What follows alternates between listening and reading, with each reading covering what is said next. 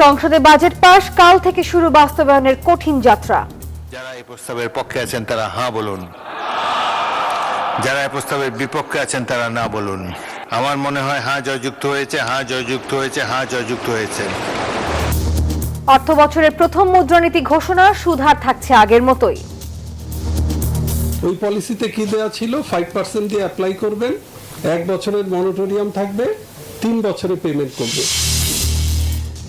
MP হিসেবে শপথ নিতে পারছেন না চট্টগ্রামের আসলাম চৌধুরী, ঋণ খেলাপি হওয়ায় সর্বোচ্চ আদালতের নির্দেশ। অন্তর্বর্তী সরকারের সময়ে দুর্নীতির তদন্ত হওয়া উচিত বলছেন বিশ্লেষকরা, জবাবদিহির সংস্কৃতি গড়ে তোলার তাগিদ। ভালোবাসায় সিক্ত শিল্পগুরু মুস্তাফা মনোয়ার।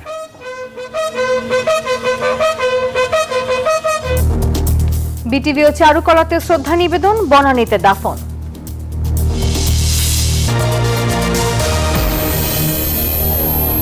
আমন্ত্রণ জানাচ্ছি নিউজ 24 সংবাদে। আর পুরো আয়োজন আপনাদের সাথে আছি আমরা দুজন, আমি ফয়সাল মাহমুদ, সাথে আছি আমি নাফিসা হক। দেখছিলেন সুপার বোর্ড সংবাদ শিরোনাম।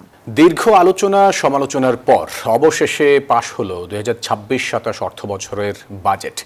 কাল থেকে শুরু হচ্ছে নতুন অর্থ বছর। নির্দিষ্টকরণ বিল পাশের মধ্য দিয়ে সংসদে পাশ হয় বাজেট। বিভিন্ন পক্ষের দাবি এবং সমালোচনার মুখে আনা হয়েছে 64টি সংশোধনী, যাকে স্বাগত জানিয়েছেন অর্থনীতিবিদরা। তবে রাজস্ব আদায়ের লক্ষ্য অর্জনকে বড় চ্যালেঞ্জ হিসেবে দেখছেন তারা। বিল 2026 সংসদে পাশ করা হোক। রীতি অনুযায়ী জাতীয় সংসদে নির্দিষ্টকরণ বিল উত্থাপন করেন অর্থমন্ত্রী আমির খসরু মাহমুদ। তারপর কণ্ঠভোটে পাশ হয় সেই বিল, যার মধ্য দিয়ে চূড়ান্ত হয় 2026-27 অর্থ বছরের বাজেট। যারা এই প্রস্তাবের পক্ষে আছেন তারা হ্যাঁ বলুন, যারা এই প্রস্তাবের বিপক্ষে আছেন তারা না বলুন। আমার মনে হয় হ্যাঁ জয়যুক্ত হয়েছে, হ্যাঁ জয়যুক্ত হয়েছে, হ্যাঁ জয়যুক্ত হয়েছে। নির্দিষ্টকরণ বিল 2026 সংসদে পাশ হলো। 20 বছর পর বিএনপি সরকারের প্রথম বাজেট, তাই অর্থনীতি পুনরুদ্ধারের এই রূপরেখা প্রণয়নে বেশ সতর্ক ছিলেন অর্থমন্ত্রী। 9.25 লাখ কোটিরও বেশি অর্থ ব্যয়ের সেই পরিকল্পনা প্রশংসিত হয় বিভিন্ন মহলে, তবে কম হয়নি সমালোচনাও। ক্ষুদ্র ব্যবসায়ীদের ভ্যাটের আওতায় আনা, জমি নিবন্ধনে বিনা প্রশ্নে কালো টাকা সাদা করার সুযোগ, এমন কিছু বিষয়ে একমত ছিলেন না অনেকে। তাই জনআকাঙ্ক্ষা বিবেচনায় পরে সংশোধন করা হয় এসব সিদ্ধান্ত। অর্থ বিলটা যখন পাশ হলো তখন দেখতে পেলাম অনেকগুলো নতুন জিনিস যেগুলো বিলে ছিল না, সেগুলো কিন্তু আনা হলো।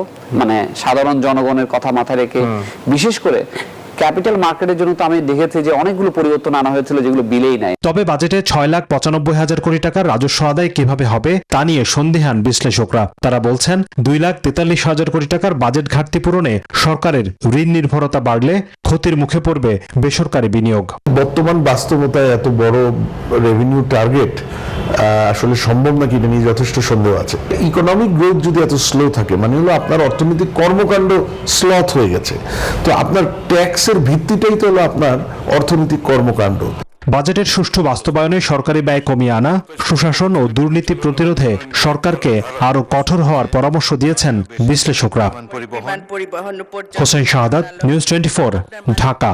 নীতি সুধার 10% অপরিবর্তিত রেখে 2026-27 অর্থ বছরের প্রথমার্ধের মুদ্রানীতি ঘোষণা করল বাংলাদেশ ব্যাংক, যেখানে ডিসেম্বর পর্যন্ত বেসরকারি খাতে ঋণের প্রবৃদ্ধি ধরা হয়েছে 7% কম। গভর্নর জানান, খেলাপি ঋণ কমাতে 18 মাসের বিশেষ পরিকল্পনা নেওয়া হয়েছে। ব্যাংক খাতে শৃঙ্খলা ফেরাতে, অভ্যন্তরীণ শৃঙ্খলা ঠিক করতে কঠোর হচ্ছে বাংলাদেশ ব্যাংক। নানামুখী সংকটে মন্দা ব্যবসা বাণিজ্য, বিনিয়োগের স্থবিরতায় ব্যাংক ঋণের প্রবৃদ্ধি নেমে এসেছে 5.5%।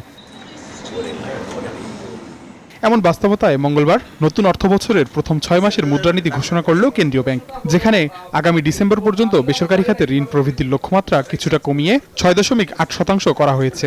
তবে আগামী বছরের জুন নাগাদ এই হার আবারও 8% উন্নীত করার আশা বাংলাদেশ ব্যাংকের। প্রাইভেট সেক্টর ক্রেডিট গ্রোথের যে লো প্রবণতা, অর্থাৎ ঊর্ধ্বমুখী কম প্রবণতা, সেই প্রবণতার জন্য আসলে প্রাইভেট সেক্টর ক্রেডিটের যে ডিমান্ড, প্রাইভেট সেক্টর ক্রেডিট নেওয়ার মতো যে কন্ডিশন ইকোনমিতে, সেটা হয়তো অতটা, সেই এপিটাইটটা হয়তো সেরকম ছিল না। বাজারের নগদ টাকার প্রবাহ নিয়ন্ত্রণ করে মূল্যস্ফীতি 7.5% নামাতে নীতি সুদ হার 10%ই অপরিবর্তিত রেখেছে কেন্দ্রীয় ব্যাংক। তবে ঋণ সংকট কাটাতে সংকোচনমুখী নীতির পাশাপাশি উৎপাদনশীল খাত, কৃষি ও সিএমএসএমইর জন্য 60,000 কোটি টাকার বিশেষ প্রণোদনা প্যাকেজ রাখা হয়েছে। পলিসি রেট আমরা 10% রেখেছি এবং যেটা ডিপোজিট স্ট্যান্ডিং ডিপোজিট ফ্যাসিলিটি সেটা 7.5% এবং স্ট্যান্ডিং ল্যান্ডিং ফ্যাসিলিটি 11.5%। এটা গত দুইটা পলিসি স্ট্যান্স ধরে আমরা এরকম রেখেছি। এ সময় গভর্নর জানান, খেলাপি ঋণ কমাতে ব্যাংক খাতের সুশাসন নিশ্চিত করার চেষ্টা করছে কেন্দ্রীয় ব্যাংক। এক্ষেত্রে কোনো অনিয়ম বা ব্যত্যয় ঘটলে সর্বোচ্চ শাস্তি নিশ্চিত করা হবে। আমরা দুটো আইন করছি, একটা হচ্ছে মানি লোন কোড, আরেকটা আইন করছি আমরা distress asset management act. So এখানে যেটা হবে, মানি লোন কোর্টে আমরা সরকারকে প্রস্তাব করছি যে এই কোর্টের বিচার যাতে 6 মাসে শেষ হয়। এছাড়া ব্যাংক কোম্পানি আইন অনুযায়ী ইসলামী ব্যাংকের চলমান সংকট সমাধানে প্রয়োজনীয় সব সিদ্ধান্ত নেওয়া হবে বলেও জানান গভর্নর। এটা একটা ব্যাংক, এটা ব্যাংকিং কোম্পানিজ অ্যাক্ট দ্বারা নিয়ন্ত্রিত, আমরা আইনের বাইরে কিছু করব না। আবি আব্দুল্লাহ, নিউজ 24, ঢাকা। ঋণ খেলাপি হওয়ায় চট্টগ্রাম 4 আসনে বিজয়ী বিএনপির আসলাম চৌধুরী শপথ নিতে পারবেন না বলে রায় দিয়েছেন আপিল বিভাগ। অ্যাটর্নি জেনারেল বলেন, সর্বোচ্চ আদালতের সিদ্ধান্ত সব নাগরিককে মেনে নিতে হবে। নতুন করে নির্বাচন হওয়ার সম্ভাবনা আছে জানিয়ে তিনি বলেন, প্রার্থী হতে পারবেন আসলাম চৌধুরী। ত্রয়োদশ জাতীয় সংসদ নির্বাচনে চট্টগ্রাম 4 আসনে আসলাম চৌধুরীকে মনোনয়ন দেন বিএনপি। মনোনয়নপ্রাপ্ত বিএনপি প্রার্থীদের মধ্যে সবচেয়ে সম্পদশালী ছিলেন আসলাম চৌধুরী। তবে ঋণখেলাপির বোঝা মাথায় নিয়েই তার প্রার্থিতা বৈধ ঘোষণা করেন নির্বাচন কমিশন। তবে তার প্রতিদ্বন্দ্বী প্রার্থী এই ইস্যু নিয়ে উচ্চ আদালতে যান। নির্বাচনের আগেই আপিল বিভাগ বলে দিয়েছিলেন, যদি আসলাম চৌধুরী এই আসনে জয়ী হয়ও তারপরও এই ইস্যুতে ওই আসনে যেন ফলাফল ঘোষণা স্থগিত থাকে। সব পক্ষের শুনানি শেষে রায়ের জন্য 15 জুন দিন রাখেন আপিল বিভাগ। মঙ্গলবার আসলাম চৌধুরীকে ঋণখেলাপি ঘোষণা করেন আপিল বিভাগ। রায়ে বাতিল হয় তার প্রার্থিতা বলে জানান রাষ্ট্রের প্রধান আইন কর্মকর্তা। নতুন করে নির্বাচন হওয়ার সম্ভাবনা আছে বলেও জানান তিনি। পূর্ববর্তী নির্বাচনে যে কারণে আজকে আপিলটি মঞ্জুর হলো এবং তার নির্বাচন তো হওয়া সত্ত্বেও তিনি হয়তো সে নির্বাচনের ফলাফলটি ভোগ করতে পারবেন না, এবং পরবর্তী নির্বাচনের ক্ষেত্রে তিনি যদি সে অযোগ্যতা কাটিয়ে উঠে যোগ্য হন তাহলে তো তার তো নির্বাচনে প্রার্থী হওয়ার ক্ষেত্রে কোনো আইনগত বাধা থাকার কথা না। এদিকে এ রায় ঋণখেলাপিদের বিরুদ্ধে ব্যবস্থা নেওয়ার নজির হয়ে থাকবে বলে মন্তব্য করেন আপিলকারীর আইনজীবী।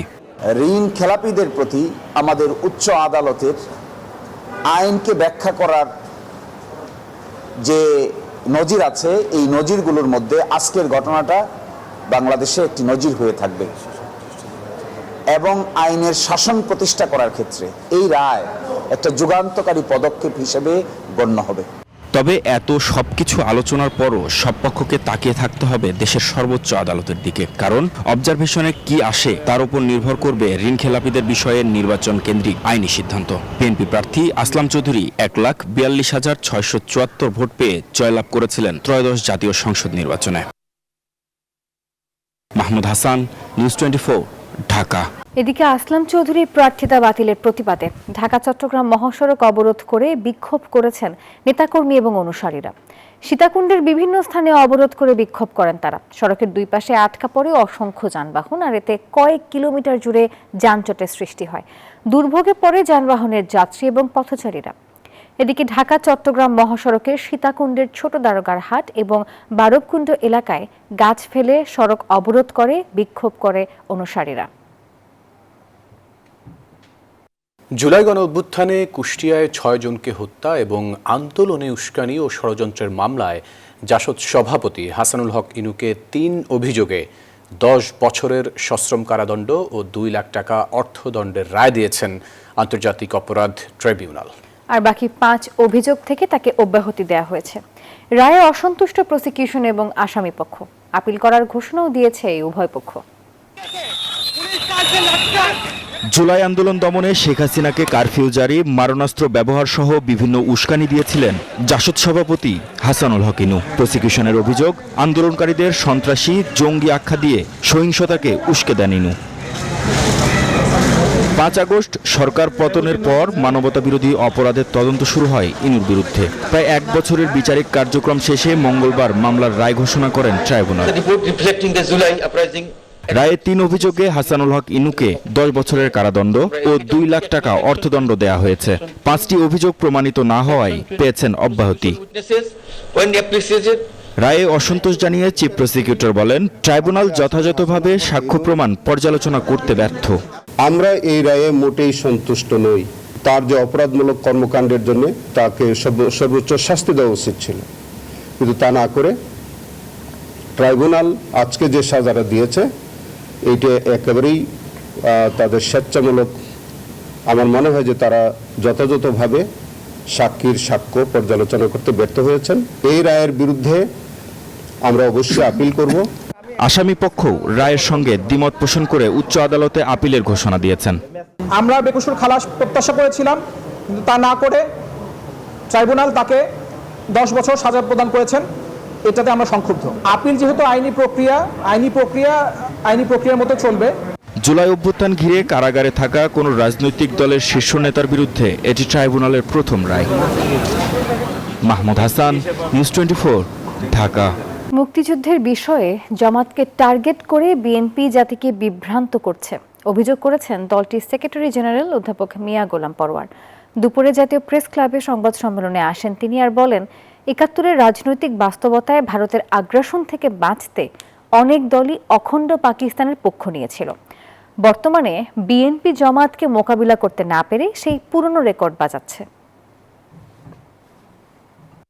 পার্লামেন্টে প্রশ্ন করেন ৭১-এর ভূমিকা অমুক দলের কি ছিল, তমুক দলের কি ছিল, আপনাদের কি ছিল? আপনারা জানেন না? সেই পাকিস্তান আমলের সেই সময়কার রাজনৈতিক বাস্তবতায় অনেক রাজনৈতিক দল ভারতীয় আগ্রাসন থেকে বাঁচার জন্য কি ভূমিকা কোন দল পালন করেছিল, সেই দলের সেই সময়কার নেতৃবৃন্দ তার ব্যাখ্যা, তার বক্তব্য জাতির সামনে তারাই তখন দিয়েছে। পূর্ববর্তী সরকারের বিরুদ্ধে ওঠা দুর্নীতির অভিযোগের নিরপেক্ষ তদন্ত হলে ভবিষ্যতে ক্ষমতায় আসা সরকারগুলোর মধ্যেও জবাবদিহিতার সংস্কৃতি গড়ে উঠতে পারে, এমনটাই মনে করছেন রাজনৈতিক বিশ্লেষকরা। অন্তর্বর্তী সরকারের দুর্নীতির তদন্ত হওয়া উচিত, স্বরাষ্ট্রমন্ত্রীর এমন বক্তব্যকে স্বাগত জানিয়েছেন তারা। নতুন বন্দোবস্ত, বৈষম্য বিলোপ এবং রাষ্ট্র কাঠামো সংস্কার, এরকম নানা প্রতিশ্রুতি নিয়ে রাষ্ট্র পরিচালনার দায়িত্ব নিয়েছিল অন্তর্বর্তী সরকার। তবে 2 উপদেষ্টার ব্যক্তিগত কর্মকর্তাদের অনিয়ম, মোবাইল ফিন্যান্স কোম্পানি নগদের অর্থ আত্মসাতের অভিযোগ এবং প্রধান উপদেষ্টার একজন বিশেষ সহকারীর ব্যক্তিগত কর্মকর্তা ও তার স্ত্রীকে দুদকে তলব নানা আলোচনার জন্ম দিয়েছিল। 1.5 বছরের একটা অস্থির সময় ছিল। অন্তর্বর্তী সরকারের আমলে দুর্নীতির অভিযোগের বিষয়ে সম্প্রতি দাবি তোলেন স্বরাষ্ট্রমন্ত্রী। ইন্টারিম গভর্নমেন্টের 18 মাসের সকল কিছুর জন্য আপনি দুর্নীতি দমন কমিশনকে নির্দেশ দেন। করাপশন কোথায় হয়েছে, কিভাবে হয়েছে, কারা করেছে, সবকিছু ফাইন্ড আউট হোক। এদিকে টিআইবি বলছে 2024 সালের নভেম্বর থেকে 25 সালের অক্টোবর পর্যন্ত দেশের সরকারি এবং আধা সরকারি খাতে দুর্নীতি হয়েছে 12,000 কোটি টাকার বেশি। দুদক ওই তদন্ত খতিয়ে দেখুক, এমনটাই চায় সরকার বলে জানিয়েছেন প্রধানমন্ত্রীর উপদেষ্টা ডাক্তার জাহিদুর রহমান। মাননীয় স্বরাষ্ট্রমন্ত্রী এই আলাপটা তুলেছেন, কিন্তু আমি রাদার এভাবে বলতে চাই যে দুদকের উচিত হবে সে একটা স্বাধীন কমিশন হিসেবে, যখন দুদক গঠিত হবে স্বাধীন কমিশন হিসেবে এটা তার মতো করে তদন্ত করা, কারণ প্রচুর অভিযোগ তো আসলে আছে। সরকারের দিক থেকে এটাকে বাধা দেওয়ার তো প্রশ্নই আসে না। রাজনৈতিক বিশ্লেষক এবং আইনজীবীরা বলছেন, দুর্নীতির বিরুদ্ধে 0 টলারেন্স ঘোষণা দেয়া অন্তর্বর্তী সরকারের বিরুদ্ধে এমন অভিযোগ ওঠা হতাশাজনক। সরকার নিজের জন্য লাভ, সরকার নিজেকে একটা প্রোটেকশন দিতে পারছে, নিজেকে এক ধরনের আপনি যারা অপরাধ করতে চায় অপরাধ প্রবণ তাদেরকে এই জায়গা থেকে একটা নিজের ডিসকারেজ করতে পারছে। আবার অন্যদিকে গত সরকারেরও একটা যাচাই বাছাই হচ্ছে, জনগণ যে আমরা অনেক সময় বলি রিউমার, অনেক সময় বলি এগুলো মিথ্যা কথা, আর কি সত্য না মিথ্যা, পুরো বিষয়টা যদি আমাদের কাছে ক্লিয়ার করে বর্তমান মেন সরকার, আমি মনে করি জনগণ সাধুবাদ দিবে। যে যেই জিনিসগুলো আমরা গত অন্তর্বর্তীকালী সরকারের সময় আমরা প্রতিদিন মিডিয়াতে দেখেছি, বড় বড় লোকজন কে কোথায় কত টাকা দুর্নীতি করেছে, এই জিনিসগুলো নিয়ে দুদক আমরা দেখেছি যে দুদক মামলাও করেছে। আমি তো এই পর্যন্ত কোনো নিউজ এখন পর্যন্ত দেখি নাই অনুসন্ধান শেষ হয়ে কারো বিরুদ্ধে দুদক কোনো পদক্ষেপ গ্রহণ করেছে। তাদের মতে রাজনৈতিক উদ্দেশ্যে নয়, বরং তদন্ত হওয়া উচিত নিরপেক্ষভাবে, যাতে ভবিষ্যতের জন্য তা এক উদাহরণ হয়ে থাকে। এটা তো কোনো সমস্যা না। শাহ আলী জয়, নিউজ 24, ঢাকা।